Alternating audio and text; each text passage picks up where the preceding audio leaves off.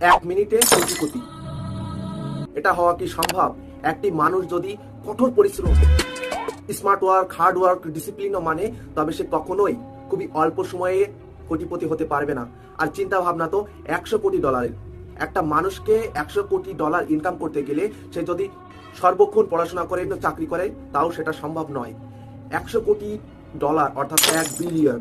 Billionaire হতে গেলে মানুষের মধ্যে নতুন নতুন প্রকৌশলী হতে হবে।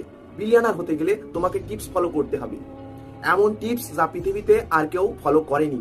এই পৃথিবীতে কিছু কিছু মানুষ বিলিয়নার হয়েছে, তারা কিন্তু কোনো নির্দিষ্ট রুলস ফলো করেনি, তারা রুলস তৈরি করেছে।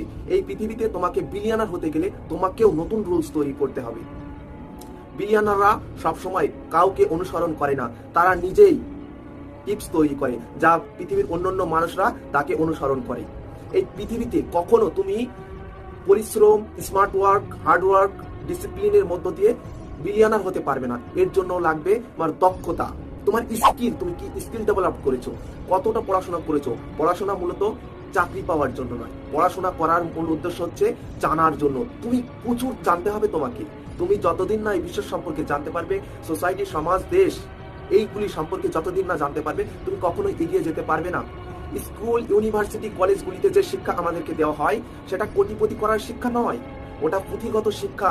আমাদের এই জীবনে চলতে গেলে কিছু জ্ঞানের প্রয়োজন, যেন আমরা চোখ দিয়ে বুঝতে পারি কোনটা ঠিক কোনটা ভুল। আমাদের ব্রেন বুঝতে পারে যেন কোনটা ঠিক কোনটা ভুল।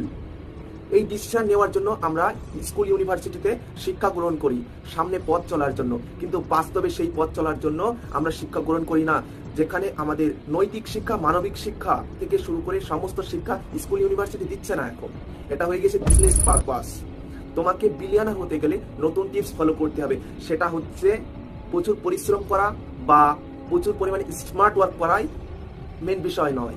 পৃথিবীতে যারা কোটিপতি হয়েছে তারা কখনো এই কাজটা করতে হবে, ওই কাজটা করতে হবে, এটা করলে প্রচুর ইনকাম হবে, ওই পরিশ্রম করলে প্রচুর ইনকাম হবে, এই ধরনের কাজ করেনি। তারা কাজ করেছে এই পৃথিবীতে, এই সমাজে, এই সোসাইটি, এই দেশের মানুষের মধ্যে কিসের অভাব আছে।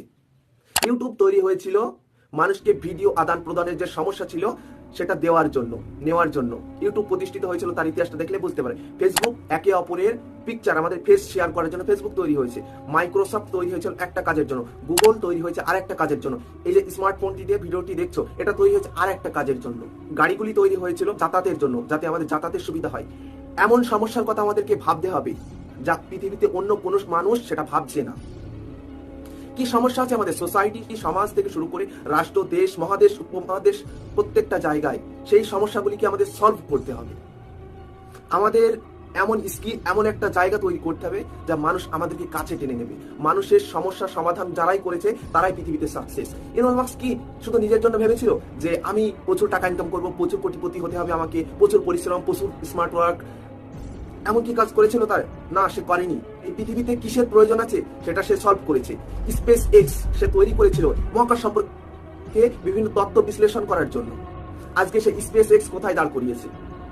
এটা মানুষের দরকার ছিল।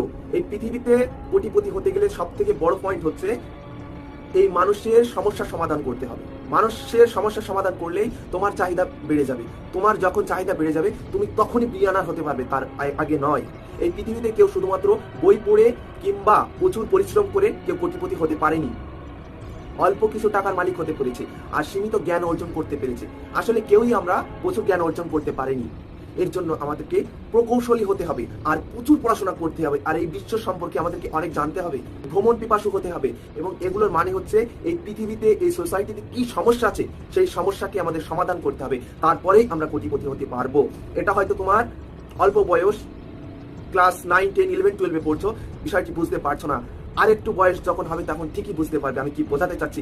আগামী দিনগুলি শুধুমাত্র পুঁথিগত সার্টিফিকেটের উপরে কোনো কিচ্ছু হবে না, তোমার স্কিলের উপরে হবে, তোমার মেধার উপরে হবে। তুমি কি জানো, তুমি টেকনোলজিতে কতটা পারদর্শী, তার উপরে তুমি এগিয়ে যাবে।